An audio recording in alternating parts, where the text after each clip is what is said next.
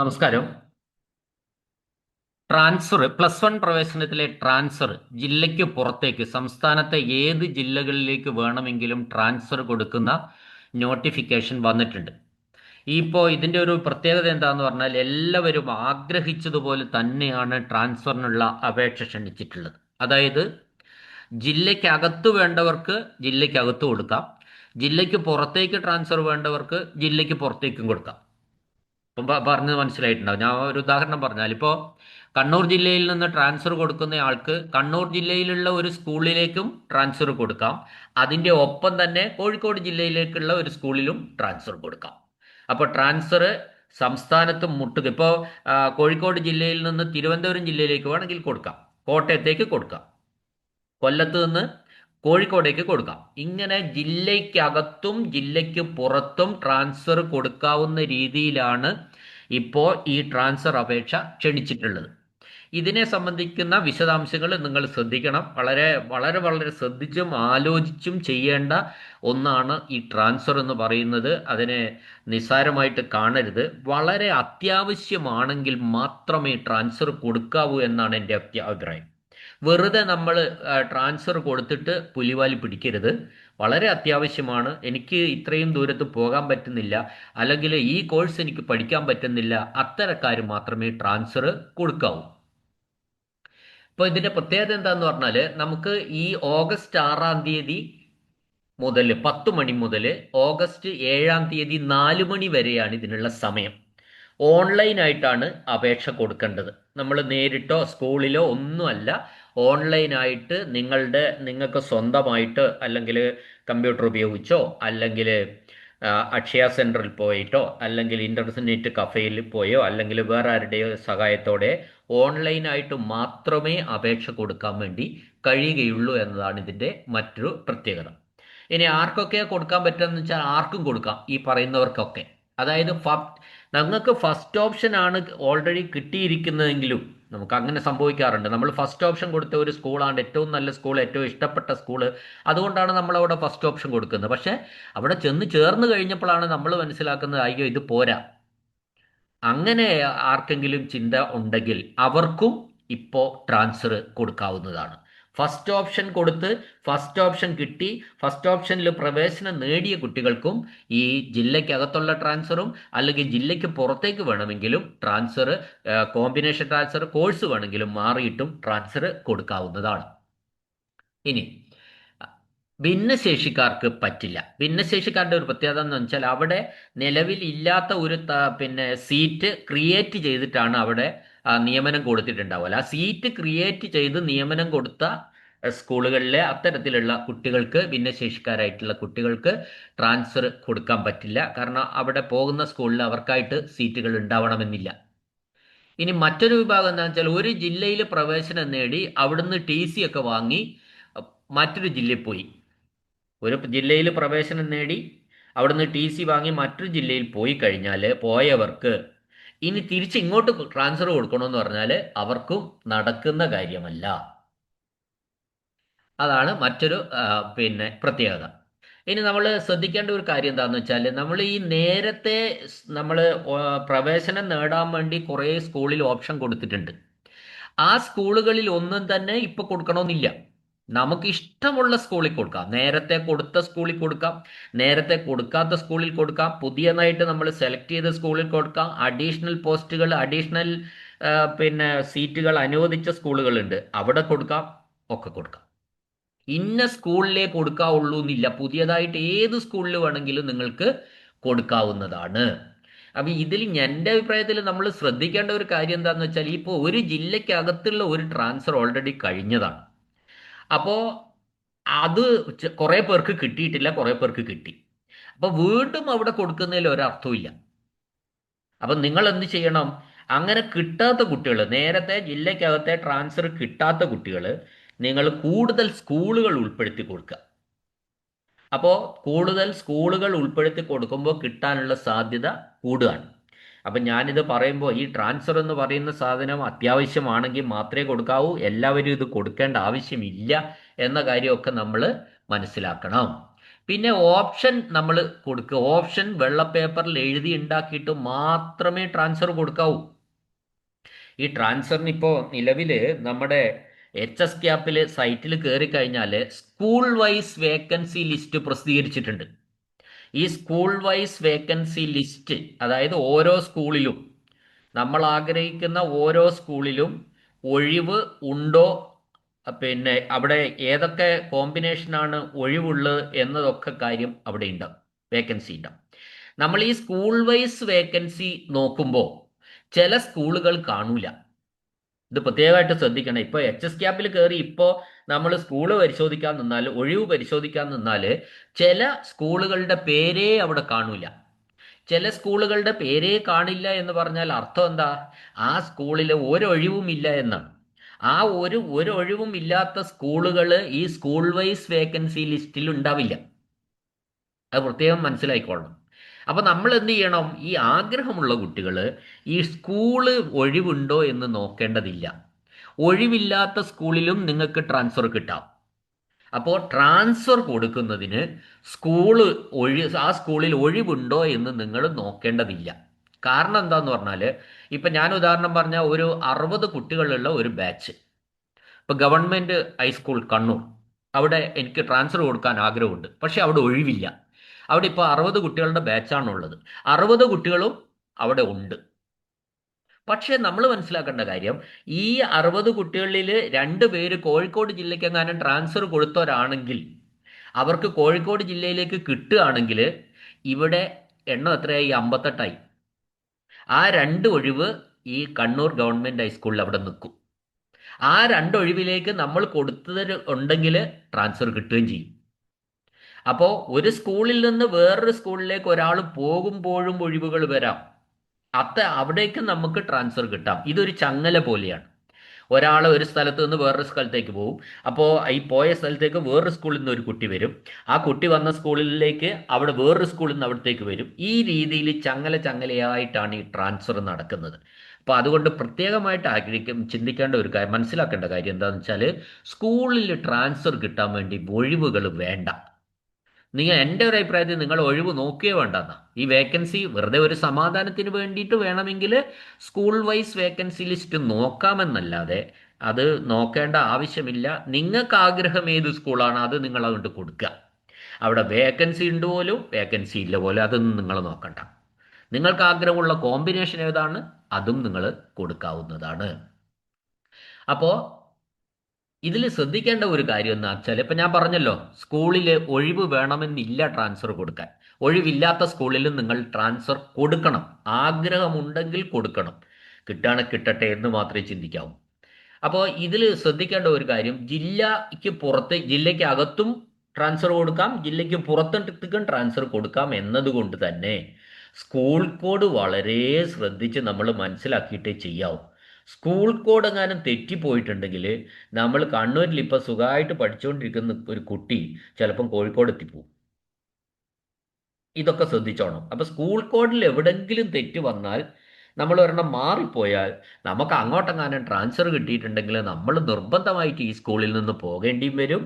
അവിടെ തൊട്ട് നമുക്ക് പഠിക്കാൻ പോയി വരാൻ പറ്റാത്ത ഒരു സാഹചര്യം ഒക്കെ ഉണ്ടാവും. അതുകൊണ്ട് നമ്മൾ ശ്രദ്ധിക്കേണ്ട കാര്യം എന്താണെന്ന് വെച്ചാൽ, കൃത്യമായി ജില്ലയ്ക്കകത്തായാലും പുറത്തായാലും നമ്മൾ കൃത്യമായിട്ട് ഈ എന്ത് നോക്കണം? സ്കൂൾ കോഡ് തെറ്റാതെ.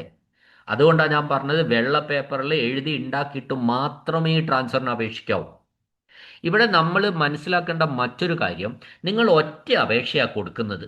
അത് ജില്ലയാണോ ജില്ലയ്ക്ക് പുറത്താണോ എന്ന് നിങ്ങൾ പറയണ്ട. നിങ്ങൾ എന്ത് ചെയ്താൽ മതി? ഇപ്പം ഞാനൊരു എക്സാമ്പിൾ പറയാം. കണ്ണൂരിൽ നിന്ന് കോഴിക്കോടേക്ക് ട്രാൻസ്ഫർ കൊടുക്കുകയാണ്.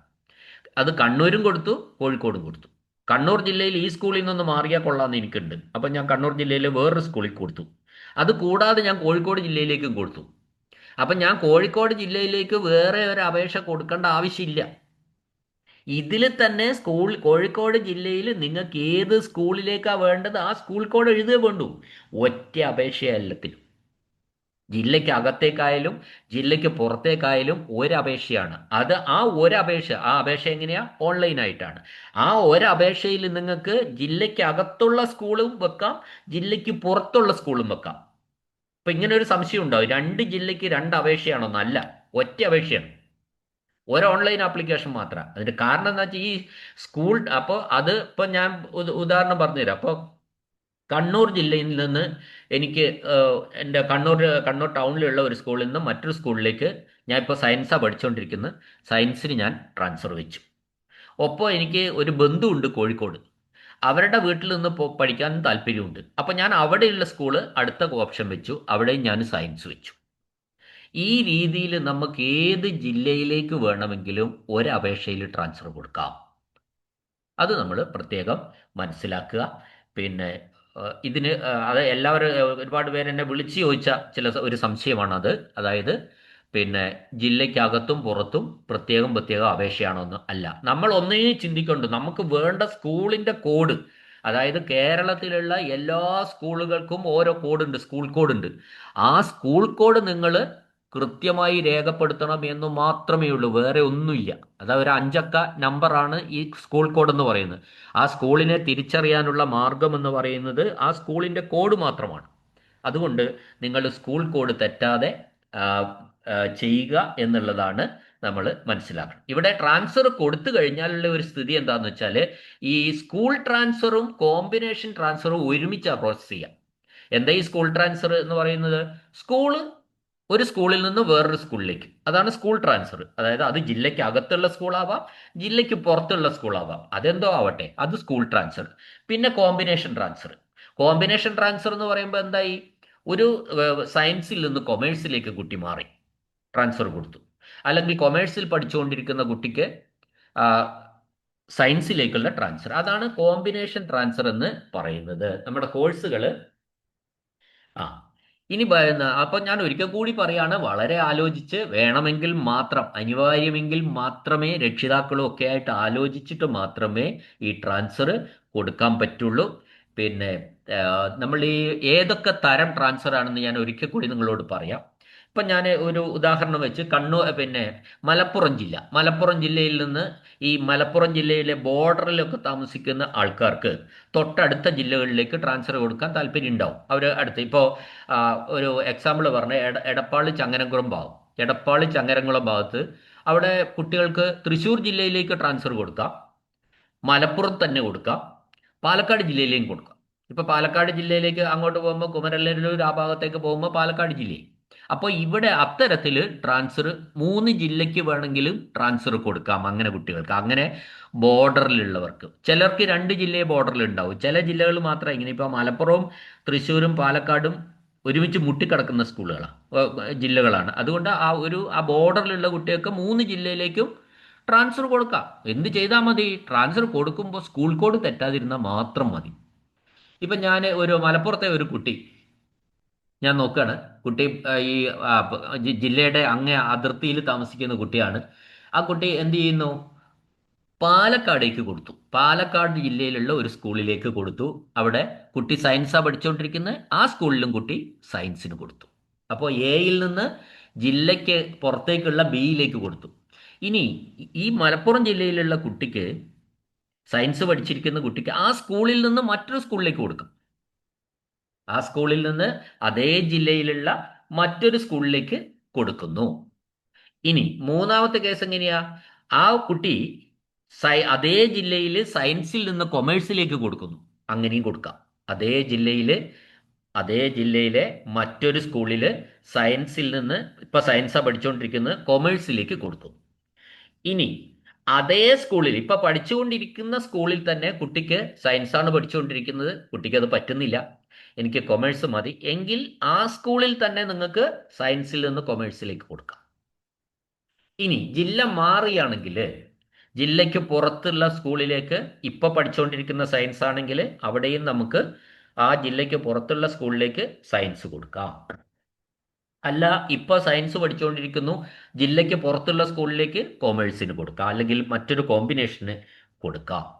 ഈ രീതിയിൽ എങ്ങനെ വേണമെങ്കിലും നിങ്ങൾക്ക് കൊടുക്കാം. അതേ സ്കൂളിൽ കൊടുക്കാം, വേറൊരു സ്കൂളിൽ കൊടുക്കാം, വേറൊരു ജില്ലയ്ക്ക് പുറത്തുള്ള സ്കൂളിൽ കൊടുക്കാം, മൂന്നാമതൊരു ജില്ലയിൽ കൊടുക്കാം. ഇപ്പൊ ഞാൻ പറഞ്ഞല്ലോ, മലപ്പുറംകാർക്ക് തൃശ്ശൂരും പാലക്കാടും കൊടുക്കാം. എവിടെ വേണേലും കൊടുക്കാം, പക്ഷെ സൗകര്യം ഇങ്ങനെയൊക്കെ കൊടുക്കാനുള്ള അവസരങ്ങളുണ്ട്. നമുക്ക് ഒരു നിയന്ത്രണവും ഇല്ല. കേരളത്തിലുള്ള ഏത് സ്കൂളിൽ ഇപ്പോൾ പഠിക്കുന്ന കുട്ടിക്കും മറ്റേത് സ്കൂളിലേക്കും കൊടുക്കാം. നമ്മൾ മനസ്സിലാക്കേണ്ട കാര്യം, ട്രാൻസ്ഫർ എന്ന് പറയുന്നത് പ്രവേശനം കിട്ടിയവർക്ക് മാത്രമാണ്. ഇപ്പൊ കിട്ടാത്ത കുറച്ച് കുട്ടികൾ സെക്കൻഡ് സപ്ലിമെന്ററി കഴിഞ്ഞിട്ട് പുറത്ത് നിൽക്കുന്ന കുട്ടികളുണ്ട്. അവർക്ക് ട്രാൻസ്ഫർ കൊടുക്കാൻ കഴിയില്ല. ഇപ്പൊ പ്രവേശനം നേടിയിട്ടുള്ളവര് സെക്കൻഡ് സപ്ലിമെന്ററിയിൽ അടക്കം പ്രവേശനം കിട്ടി നിൽക്കുന്ന കുട്ടികൾക്ക്, അതായത് ഇന്നലെ വരെ പ്രവേശനം നേടിയ കുട്ടികൾക്ക് മുഴുവനും ട്രാൻസ്ഫർ കൊടുക്കാവുന്നതാണ്. അതാണ് ഇതിന്റെ ഒരു പ്രത്യേകത. ഓക്കെ, അതാണ് അതിനെപ്പറ്റി ഏത് സ്കൂളിലേക്കും. പിന്നെ വളരെ ശ്രദ്ധിച്ച് ചെയ്യണമെന്ന് പറയാനുള്ള കാരണം എന്താ? കിട്ടിയാൽ നിർബന്ധമായിട്ടും നിങ്ങൾ പോകണം. ഇതിൽ ഓൺലൈനിൽ കിട്ടിയിട്ടുണ്ടെങ്കിൽ പോകണം. അപ്പോൾ ആലോചിച്ചേ ചെയ്യാവും. അന്നേരം ഞാൻ പോവില്ല, ഞാൻ ഇവിടെ തന്നെ പഠിക്കണമെന്ന് പറഞ്ഞാൽ ഒരു നിവൃത്തിയില്ല. നമ്മൾ പോകുന്ന ഒഴിവിലേക്ക് അവിടെ വേറെ കുട്ടി വരാനുണ്ട്, അപ്പം നമ്മളെ അങ്ങ് പുറത്താക്കും. അപ്പോൾ അത് ശ്രദ്ധിക്കണം. ഏകദേശം 9-ാം തീയതി തന്നെ ട്രാൻസ്ഫർ വരും. 9-ാം തീയതി പ്രവേശനം നേടാൻ തക്കവണ്ണം ട്രാൻസ്ഫർ വരും. പിന്നെ 8-ാം തീയതി രാത്രി തന്നെ ട്രാൻസ്ഫറിനുള്ള പിന്നെ ട്രാൻസ്ഫർ അലോട്ട്മെന്റ് പബ്ലിഷ് ചെയ്യും. 9-ാം തീയതി മിക്കവാറും പ്രവേശിക്കാം, അല്ലെങ്കിൽ കൂടി വന്ന ഒരു ദിവസം കൂടി മുമ്പോട്ട് പോകും.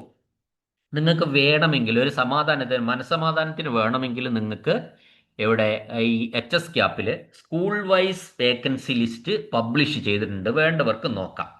നിങ്ങൾ ആഗ്രഹിച്ച സ്കൂൾ അവിടെ കാണുന്നില്ലെങ്കിൽ അതിൻ്റെ അർത്ഥം ആ സ്കൂളിൽ വേക്കൻസി ഇല്ല എന്നാണ്. വേക്കൻസി ഉള്ള സ്കൂളുകൾ മാത്രമേ സ്കൂൾ വൈസ് വേക്കൻസി ലിസ്റ്റിൽ കാണിച്ചിട്ടുള്ളൂ. അത് നമ്മൾ ശ്രദ്ധിക്കാം. നിങ്ങൾ ട്രാൻസ്ഫർ കൊടുക്കാൻ എന്ത് വേണ്ട, നിങ്ങൾക്ക് ആഗ്രഹമുള്ള സ്കൂളിൽ അങ്ങോട്ട് കൊടുക്ക്, ആഗ്രഹമുള്ള കോമ്പിനേഷൻ കൊടുക്ക്. അവിടെ വേക്കൻസി ഉണ്ടോ ഇല്ലയോ എന്നുള്ളത് നിങ്ങൾ നോക്കേണ്ടതില്ല. ട്രാൻസ്ഫറിന് അപേക്ഷിക്കാൻ വേക്കൻസി ഒഴിവ് വേണമെന്ന് ഇല്ല. ഇത്രയും കാര്യങ്ങളാണ് പറയാനുള്ളത്. ഇത് നമ്മൾ +1 പ്രവേശനത്തിന്റെ അവസാന ഘട്ടത്തിലേക്ക് നമ്മൾ എത്തിക്കഴിഞ്ഞിട്ടുണ്ട്.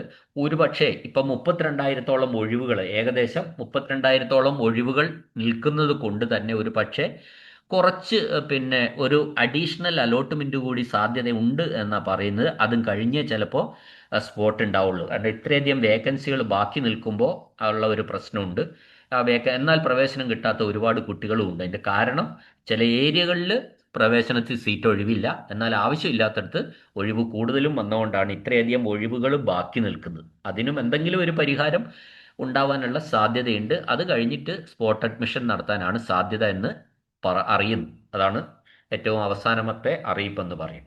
ഓക്കെ, വീഡിയോ കേട്ട എല്ലാവർക്കും, ക്ലാസ് കേട്ട എല്ലാവർക്കും നന്ദി, നമസ്കാരം.